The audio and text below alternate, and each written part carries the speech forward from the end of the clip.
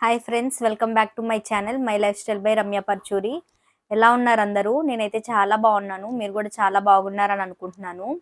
ఈ వీడియోలో గత సంవత్సరం అనుభవాలతో పాటు కష్టే ఫలి అని అనుకున్నాను కానీ అని చెప్పి ఒక థంబ్నెయిల్ అయితే ఇచ్చాను. ఆ థంబ్నెయిల్ అసలు ఎందుకు ఇచ్చాను అనే విషయాన్ని మీతో షేర్ చేసుకుంటాను. లాస్ట్ ఇయర్ నేను వెయిట్ లాస్ వీడియోస్ చేస్తూ ఉన్నాను. మంచి నేమ్ వస్తుంది అనే టైంలో మా హస్బెండ్కి యాక్సిడెంట్ అయింది. సో మేము బెంగళూరు నుంచి పెద్దొడ్లపూడి మా అత్తయ్య వాళ్ళ ఊరు వచ్చేసామండి. ఇక్కడికి వచ్చిన తర్వాత ఒక డిస్కషన్ అనేది స్టార్ట్ అయింది. అదేంటంటే నన్ను అబ్రాడ్ పంపిద్దాము, చదివిద్దామని అనుకున్నారు మా మావయ్య గారు. నాకు కూడా మళ్ళీ మళ్ళీ ఇలాంటి అవకాశం రాదు కదా, చదువుకోవడం అనేది చాలా మంచి విషయం కదా, దాన్ని బట్టి మనకు ఒక జాబ్ వస్తుంది, ప్రాపర్గా సెట్ అవ్వచ్చు, ఫ్యూచర్లో పిల్లలకు కూడా హెల్ప్ అవుతుందని చెప్పి ఓకే చెప్పాను. సో ఆ ప్రాసెస్ అనేది జరుగుతూ ఉంది. ఇక్కడికి వచ్చాక కూడా నేను వెయిట్ లాస్ వీడియోస్ షేర్ చేయలేదు, కానీ మామూలుగా నేను ఫుడ్ హ్యాబిట్స్ అనేవి ఏం మార్చుకోలేదు. కొంతకాలం బాగానే చేశాను, వాకింగ్ అంటూ ఫుడ్ సేమ్ అక్కడ ఎలా తింటున్నానో అలాగే తింటూ వచ్చాను. కానీ తర్వాత ఎప్పుడైతే నేను కన్సల్టెన్సీస్ చుట్టూతా, కాలేజ్ చుట్టూతా తిరుగుతున్నానో ఏ టైం ఎక్కడ ఉంటున్నానో తెలియట్లేదు. ఇంకా అలాగా నా ఫుడ్ హ్యాబిట్స్ అనేవి రొటీన్కి వచ్చేసాయి అనమాట. నార్మల్ పీపుల్ ఎలా తింటారో అలా తినడం స్టార్ట్ చేశాను. అది కాకుండా ఎప్పటికప్పుడు వెళ్ళిపోతాను కదా అని చెప్పేసి హోమ్ ఫుడ్ మిస్ అయిపోతాను అని అనిపించింది. ప్లస్ పేరెంట్స్ కూడా అలాగే అనడంతో నేను ఇంకా డైట్ అనేది చేయడం మానేశాను అనమాట. అదే టైంలో ఏం జరిగిందంటే ఇంకా యూఎస్ క్రైసిస్‌లో ఉంది అని ఒక టాక్ వచ్చింది. అదేవిధంగా మనకు కూడా అక్కడ తెలిసిన వాళ్ళు ఎవరు లేరనమాట. తీరా అక్కడికి వెళ్ళాక జాబ్ లేకపోతే ఇక్కడ నుంచి మళ్ళీ అమౌంట్ పంపించడం అంటే చాలా కష్టమవుతుంది అని చెప్పేసి నేను డ్రాప్ అయిపోయాను. అది కాకుండా డిపెండెంట్‌గా మా హస్బెండ్‌ని తీసుకెళ్దాం అనుకున్నా. అదేంటంటే వెంటనే వచ్చేటట్టుగా కుదరదనమాట యూఎస్ఏలో. ఫస్ట్ మనం చదవాలి, జాబ్ తెచ్చుకోవాలి. ఆ తర్వాత మనం జాబ్ మీద హెచ్-1బీ వీసా యేసుకొని అప్పుడు డిపెండెంట్ వేయడం అంటే ఈజీగా ఒక 5, 6 ఇయర్స్ అనేది పడుతుంది. అంత డిఫరెన్స్‌తో ఇలా వెళ్ళడం కంటే కూడా ఆహ్, వెళ్ళకపోవడమే మంచిది అని నాకనిపించింది. కాకపోతే లేట్‌గా రియలైజ్ అయ్యామనమాట. మా మరిది కూడా మాకొక సజెషన్ ఇచ్చారు. "మీరు రావాలనుకుంటే ఆస్ట్రేలియా రండి వదిన. నేను ఇక్కడ ఉంటా కాబట్టి మీకు సపోర్ట్ ఉంటుంది. ఇక్కడ డిపెండెంట్ వీసా అనేది 2 మంత్స్‌లోనే దొరుకుతుంది. సో అన్నయ్య కూడా రావచ్చు" అని చెప్పి. సరే అని చెప్పి మళ్ళీ పీటీ ఎగ్జామ్ రాయడము. ఎగ్జామ్ ఒకసారి అవ్వకపోతే సెకండ్ టైమ్ రాసాను. మళ్ళీ వచ్చింది. లాట్రోబ్ యూనివర్సిటీలో నాకు సీట్ వచ్చిందనమాట. కాకపోతే ఇక్కడ ప్రాసెస్‌లో ఏం జరిగిందంటే లోన్ శాంక్షన్ అవ్వలేదు. ఇంకా 6 మంత్స్ నెక్స్ట్ ఇంటేక్ అంటే మళ్ళీ 6 మంత్స్ గ్యాప్ ఉంటుంది. సో అందుకని అలా హోల్డ్‌లో పెట్టాము. ఎళ్తానా? ఎళ్ళనా? అనేది కూడా నాకు కన్ఫర్మ్‌గా తెలీదు. జస్ట్ అది హోల్డ్‌లో ఉందంతే. ఇంకా మా హస్బెండ్ గూడా ఏం చేశారంటే ఇంక జాబ్ రిజైన్ అయిపోవడం వల్ల జాబ్ రిజైన్ చేసేసారు కదా, సో ఇక్కడ ఇంకేం చేస్తారు అనుకుంటున్న టైంలో మావయ్య గారు సైమల్టేనియస్‌గా ఇక్కడ హోటల్ స్టార్ట్ చేశారనమాట. మా మావయ్యను, అన్నయ్య ఇద్దరు కలిసి హోటల్ స్టార్ట్ చేశారు. సో ఆ హోటల్‌లోనే వారిప్పుడు చేస్తున్నారనమాట. నేనొచ్చేసరికి ఇంట్లోనే ఉంటున్నాను దేవాంశుని చూసుకుంటూ. ఇదండి లాస్ట్ ఇయర్ జరిగింది. వీడియోస్ తీయకపోవడం కారణం గూడా ఇదే. ఎందుకంటే చెప్పాను గదా, ఈ ప్రాసెస్ అనేది సింపుల్‌గా 1, 2 రోజుల్లో అయిపోయేది కాదు.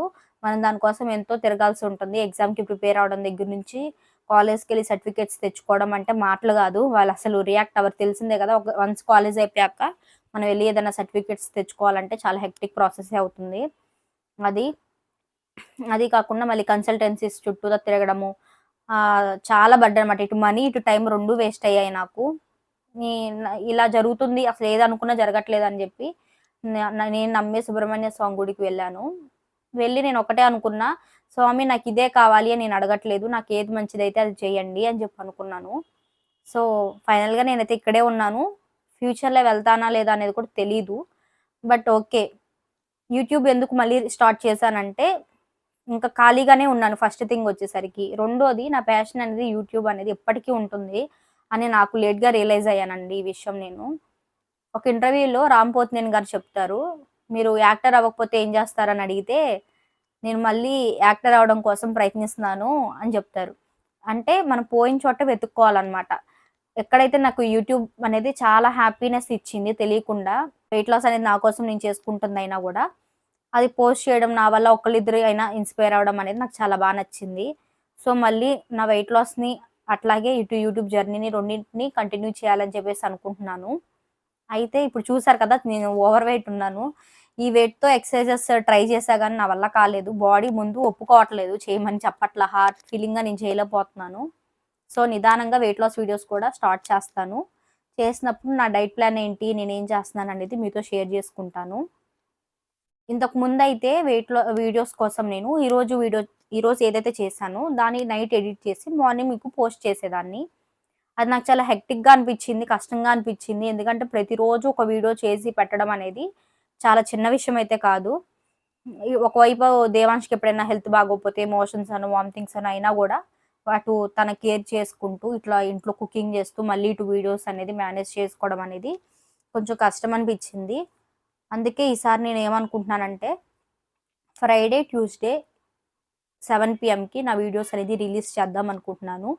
మంత్‌లో ఒక 8, 9 వీడియోస్ అయితే వస్తాయి. ప్రతి Friday and Tuesday evening 7 PM కల్లా నా వీడియో వచ్చేలాగా చూసుకుందాం అని అనుకుంటున్నాను. సో, కొత్తగా ఎవరైనా యూట్యూబ్ స్టార్ట్ చేద్దాం అనుకున్న వాళ్ళకి కూడా ఈ టిప్ అయితే హెల్ప్ అవుతుందండి. మనం ముందుగా ఏదైనా వీడియో తీసుకొని దాన్ని షెడ్యూల్ పెట్టుకోవచ్చు.